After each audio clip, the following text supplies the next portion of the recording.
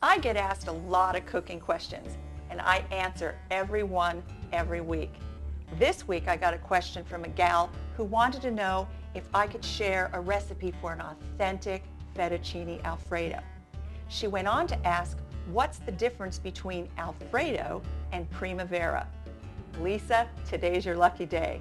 I'm going to show you how to make a rich and creamy fettuccine Alfredo, and I'm going to make it a la Primavera. Let's get started.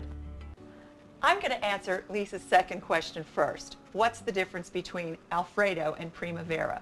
In Italian, Primavera just means in the style of springtime, and that means that fresh vegetables are added to the dish being served. Today, I'm using carrots and broccoli, and I'm going to blanch them. And blanching just means to immerse a vegetable or a fruit in boiling water and cook it for a short period of time. We do this with fruits to loosen the skin, like in the case of tomatoes and peaches, or today I'm using carrots and broccoli. And all I'm going to do is simmer these for 3 short minutes, and all my vegetables are done. It's time to put our fettuccine Alfredo together. I've cooked 1 pound of fettuccine, and it's steaming hot. And I'm going to add it right back into the steaming hot pot. You can hear that. You can tell that there's a little bit of sizzle from the bottom of that pasta water that's still in the bottom of it. The next thing I'm going to do, I'm going to add some butter. This is not a diet dish, folks, and I'm adding 1.5 sticks. And the softer your butter is, the better this is going to be. The next thing I'm going to do is add my cream. The real thing, not light, not 2%, cream. 1.5 cups. And I'm going to leave just a little bit in the bottom in case I need to add some more at the end.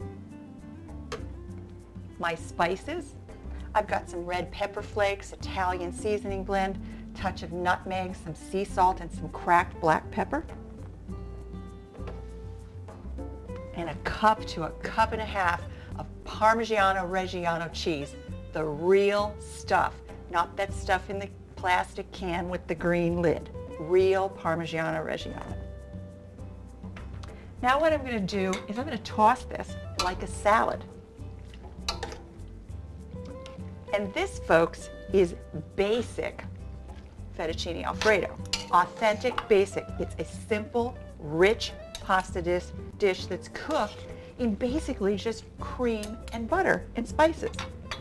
But today, because we're going to go a la Primavera or Primavera style, I'm going to be adding my blanched vegetables. I've got about 3 cups of cooked broccoli florets, blanched broccoli florets, and about 1.5 cups to 2 cups of blanched coined carrots. Once again, I'm just going to give these a nice toss. And this is fettuccine Alfredo a la Primavera style. But now, I want to serve this as a nice, comforting, warm fall dinner for my family. So I'm adding 2 cooked chopped chicken breasts.